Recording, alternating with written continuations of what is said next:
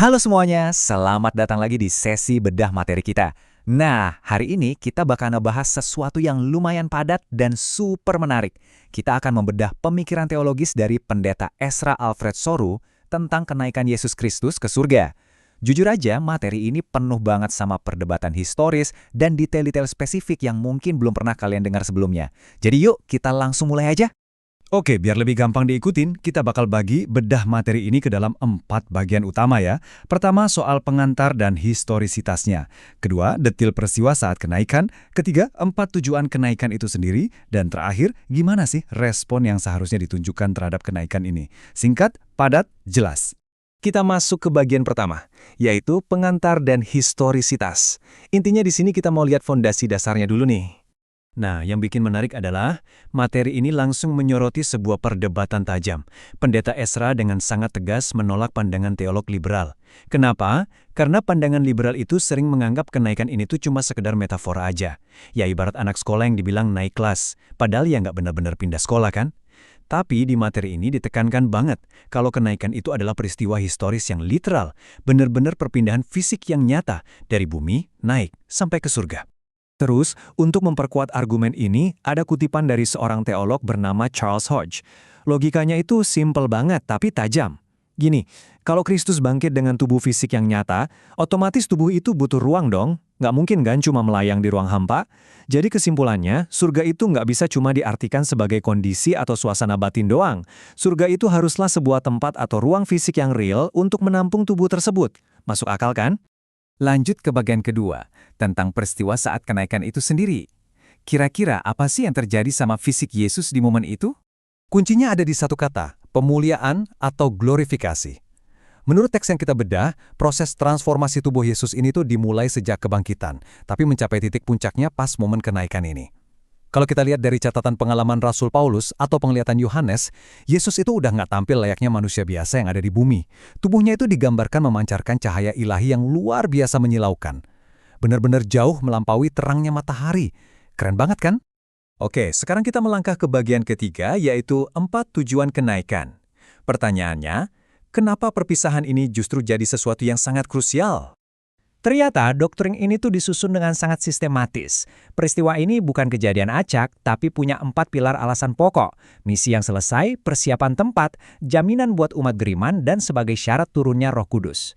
Yuk kita kupas satu persatu. Tujuan pertama ini ibaratnya adalah sebuah pembuktian mutlak. Coba kita pikirin logikanya. Allah Bapa nggak mungkin menyambut Yesus kembali ke surga kalau misi penebusan dosa di bumi itu gagal atau belum tuntas, betul? Jadi fakta bahwa dia diterima kembali di tahta surga itu semacam stempel lunas. Sebuah garansi yang nggak terbantahkan kalau misi penyelamatan manusia udah diselesaikan dengan sangat sempurna, tanpa cacat. Nah, tujuan kedua ini tentang menyiapkan tempat. Di sini pendeta Ezra pakai analogi yang menurut saya ngena banget. Bayangin keselamatan itu 100% gratis karena iman, ibaratnya kamu tiba-tiba dikasih kafling tanah di surga secara cuma-cuma. Wah, enak banget dong. Tapi tunggu dulu. Rumah seperti apa yang bakal dibangun di atas kafling itu? Nah, kalau soal rumah, itu beda cerita. Itu sepenuhnya bergantung pada perbuatan, pengorbanan, dan pelayanan kamu selama hidup di bumi. Jadi ada konsep upah yang menanti di sana. Untuk tujuan ketiga dan keempat, keduanya ini saling berkaitan sebagai pembuka jalan.